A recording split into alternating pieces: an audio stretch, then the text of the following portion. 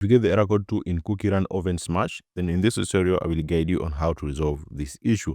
And the error reads like this, which is error code 2 disconnected due to inactivity and or bad network. When the loading screen reaches 100% and you're stuck in a loop. Now to fix this issue, just make sure to follow these instructions here. Step 1, make sure you have a good internet connection. You can restart your device and router to ensure that you have a good internet connection. Now, maybe if you've done so, but you're still facing again the same issue, just make sure to update your game to the latest version. You can just go to the Play Store or App Store if you're using iPhone and make sure the CookieRun OvenSmash is updated to the latest version. Now, if you're updating the latest version, or maybe you have the latest update, but you're still facing again the error code 2, just try to uninstall and then reinstall the game.